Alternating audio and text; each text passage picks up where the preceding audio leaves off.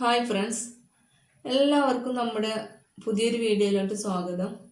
ഇന്നത്തെ നമ്മുടെ റെസിപ്പി എന്ന് പറയുന്നത് നല്ല ടേസ്റ്റി ആയിട്ടുള്ള വളരെ സിമ്പിളായി തയ്യാറാക്കാൻ പറ്റിയ നല്ലൊരു മോര് കറിയുടെ റെസിപ്പിയാണ് കേട്ടോ. പച്ചക്കായ ഉപയോഗിച്ചിട്ടാണ് ഞാനിവിടെ മോര് കറി തയ്യാറാക്കിയിട്ടുള്ളത്. നേന്ത്രക്കായ അല്ല, ഈ ഒരു കായ കേട്ടോ, സാമ്പാർ കായ. അപ്പോൾ സാമ്പാർ കായ എടുക്കുന്ന സമയത്ത് വളരെ പെട്ടെന്ന് തന്നെ നമുക്ക് കറി തയ്യാറാക്കി എടുക്കാം. കാരണം നേന്ത്രക്കായയുടെ അത്ര വേവില്ലല്ലോ ഈ കായക്ക്. അപ്പോൾ വളരെ പെട്ടെന്ന് തന്നെ വേവിച്ചെടുക്കാൻ പറ്റും. അപ്പോൾ ഇതുപോലെ നമ്മൾ പച്ചക്കായ ഓരോന്നായിട്ട് തൊലി ചെത്തിയെടുത്തിട്ടുണ്ട്. ഒരുപാട് തൊലി കളയേണ്ട ആവശ്യമൊന്നുമില്ല കേട്ടോ. അതിൻ്റെ മുകൾ ഭാഗം ഒന്ന് ചെറുതായിട്ട് ചെത്തിക്കളഞ്ഞാൽ മതി. എന്നിട്ട് നമുക്ക് അതിന് ശേഷം ഇത് അല്പം വലിയ പീസുകളായിട്ട് കട്ട് ചെയ്തെടുക്കാം. അപ്പോൾ ഞാനിതുപോലെ 5 കായയും തൊലി കളഞ്ഞെടുത്തിട്ടുണ്ട്. എന്നിട്ട് ഇതുപോലെ 4 പീസാക്കിയതിന് ശേഷം ഈ ഒരു വലിപ്പത്തിൽ കട്ട് ചെയ്തെടുക്കാം കേട്ടോ. വളരെ ചെറിയ പീസുകളായിട്ട് കട്ട് ചെയ്യരുത്. അപ്പോൾ നമ്മുടെ മോര് കറിക്ക് നമ്മൾ ഉദ്ദേശിച്ച ടേസ്റ്റ് ഉണ്ടാവില്ല. മോര് കറി ഉണ്ടാക്കുന്ന സമയത്ത് ഏത് കഷ്ണങ്ങളായാലും അല്പം വലിയ പീസാകുമ്പോഴാട്ടോ അത് നല്ല ടേസ്റ്റ്. അപ്പോൾ ഞാൻ ഇവിടെ ഈ ഒരു വലിപ്പത്തിലാണ് കട്ട് ചെയ്തിട്ടുള്ളത്. കണ്ടില്ലേ, ഒരുപാട് വലുതല്ല എന്നാൽ ഒരുപാട് ചെറുതുമല്ല, മീഡിയം സൈസ് വലിപ്പമുള്ള പീസുകളാക്കിയിട്ടാണ് എടുത്തിട്ടുള്ളത്. അപ്പോൾ നമ്മൾ കട്ട് ചെയ്ത് ഒക്കെ കഴുകി വൃത്തിയാക്കി കൊണ്ടുവന്നിട്ടുണ്ട്. കണ്ടില്ലേ, ഈ ഒരു വലിപ്പത്തിലാണ് ചെയ്യേണ്ടത്. ഇനി നമുക്ക് കറി തയ്യാറാക്കാനായിട്ട് നമ്മുടെ ഈ കായൊക്കെ ഒരു ചട്ടിയിലേക്ക് ഇട്ട് കൊടുക്കാം. നമ്മൾ മൺചട്ടിയിലേക്ക് ഇട്ട് കൊടുത്തിട്ടുണ്ട്. അതിൻ്റെ കൂടെ തന്നെ നമ്മൾ ഒരു മീഡിയം സൈസ് വലിപ്പമുള്ള തക്കാളി കൂടെ ചേർത്ത് കൊടുത്തു. എരിവിന് ആവശ്യമായുള്ള 3 പച്ചമുളക്, കളറിന് ആവശ്യമായിട്ടുള്ള മഞ്ഞൾപ്പൊടി, കളർ ഉണ്ടായിക്കോട്ടെ കേട്ടോ. അപ്പോൾ ഞാനിവിടെ ഒരു 1/2 ടേബിൾ സ്പൂൺ മഞ്ഞൾപ്പൊടി ചേർത്ത് കൊടുത്തിട്ടുണ്ട്. മുളക് പൊടിയല്ല, മഞ്ഞൾപ്പൊടിയാണ്. ഇനി ആവശ്യത്തിനുള്ള ഉപ്പും കൂടെ ചേർത്ത് കൊടുക്കാം. എന്നിട്ട് നമുക്ക് കായ വേവിച്ചെടുക്കാൻ ആവശ്യമുള്ള വെള്ളം കൂടെ ചേർത്ത് കൊടുക്കാം.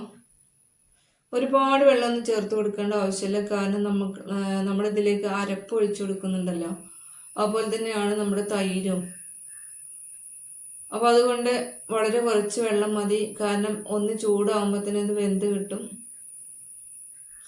ഇനി നമുക്കിത് അടുപ്പത്ത് വെച്ചിട്ട് ഒന്ന് വേവിച്ചെടുക്കാം. അപ്പോൾ നമ്മൾ അടുപ്പത്ത് വെച്ച് കൊടുത്തിട്ടുണ്ട്, അടച്ചു വെച്ച് കൊടുക്കാം. ഇത് വെന്ത് വരുന്ന സമയം കൊണ്ട് നമുക്ക് ഇതിലേക്ക് ആവശ്യമുള്ള അരപ്പ് തയ്യാറാക്കാം. അതിനായിട്ട് ഞാനിവിടെ 1 കപ്പ് തേങ്ങ ചിരവിയതും 1 ടീസ്പൂൺ ചെറിയ ജീരകവും ഒരു 5 അല്ലി ചെറിയ ഉള്ളി എടുത്തിട്ടുണ്ട് കേട്ടോ. പിന്നെ നമ്മുടെ തേങ്ങയുടെ ഈ വെള്ള കളർ ഒന്ന് മാറാൻ കിട്ടാൻ വേണ്ടിയിട്ട് ഒരു ചെറിയ അളവിൽ ഒരു 1/4 ടീസ്പൂൺ മാത്രം മുളക് പൊടിയും മഞ്ഞൾപ്പൊടിയും കൂടെ ചേർത്ത് കൊടുത്തിട്ടുണ്ട്.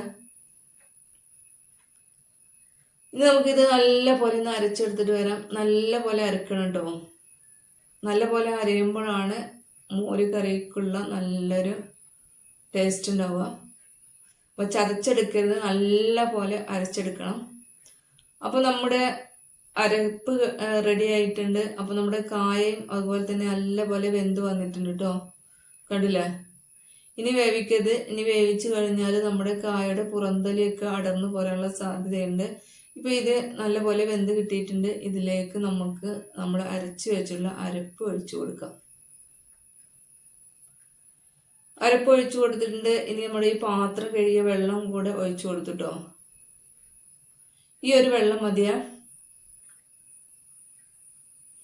ഒരുപാട് ലൂസായി കഴിഞ്ഞാൽ ടേസ്റ്റ് കുറവായിരിക്കും. അപ്പോൾ ഈ ഒരു തിക്നെസ് മതി. ഇനി നമ്മളിതിലേക്ക് തൈര് ചേർത്ത് കൊടുക്കുന്നുണ്ടല്ലോ. അപ്പോൾ ഇതിനെ ഒന്ന് തിളച്ച് വരട്ടെ. ഒരുപാട് സമയം തിളപ്പിക്കൊന്നും വേണ്ട. ഇപ്പോൾ നമ്മുടെ കറിയിൽ തിളയൊക്കെ വന്ന് തുടങ്ങിയിട്ടുണ്ട്. ഈ സമയത്ത് നമുക്ക് തൈര് ചേർത്ത് കൊടുക്കാം. തൈരില്ലെങ്കിൽ മോര് ചേർത്ത് കൊടുക്കാം കേട്ടോ. മോരില്ലെങ്കിൽ പുളി ചേർത്ത് കൊടുത്താലും മതി. എന്നാലും നമ്മുടെ മോര് കറിക്ക് നല്ല ടേസ്റ്റ് കിട്ടുക മോരും തൈരൊക്കെ ചേർക്കുമ്പോഴാണ്. അപ്പം തൈര് ഞാൻ ചേർത്ത് കൊടുത്തിട്ടുണ്ട്. തൈര് ചേർത്ത് കൊടുത്തത് നമ്മൾ മിക്സിയിലിട്ട് അടിച്ചതിന് ശേഷം ചേർത്ത് കൊടുക്കണേ. ഞാനിവിടെ അടിച്ചെടുക്കാതെയാണ് ചേർത്തത്, കാരണം അല്പം കട്ടകളൊക്കെ ഉണ്ട്. ഇനി നമുക്കിതൊന്ന് വറവിടാം. അതിന് വേണ്ടിയിട്ട് നമ്മൾ ചട്ടി അടുപ്പത്ത് വെച്ച് വെളിച്ചെണ്ണ ഒഴിച്ചു കൊടുത്തിട്ടുണ്ട്. അതിലേക്ക് കടുകും വറ്റൽ മുളകും കറിവേപ്പിലയുമാണ് ചേർത്ത് കൊടുത്തത്. എന്നിട്ട് അത് നമ്മൾ കറിയിലേക്ക് ഒഴിച്ചു കൊടുത്തിട്ടുണ്ട്. അപ്പോൾ ഇതാണ് നമ്മുടെ ടേസ്റ്റി ആയിട്ടുള്ള മോര് കറി. അപ്പോൾ പച്ചക്കായ കിട്ടുന്ന സമയത്ത് ട്രൈ ചെയ്ത് നോക്കുക കേട്ടോ. വീഡിയോ ഇഷ്ടപ്പെട്ട് കഴിഞ്ഞാൽ ചാനലൊന്ന് സബ്സ്ക്രൈബ് ചെയ്ത് സപ്പോർട്ട് ചെയ്യാൻ മറക്കരുത്. അതുപോലെ തന്നെയാണ് നമ്മുടെ വീഡിയോക്ക് ഒരു ലൈക്കും കൂടെ കൊടുക്കാൻ മറക്കരുത്. അടുത്ത നല്ല റെസിപ്പിയുമായിട്ട് വീണ്ടും കാണാം. ബൈ.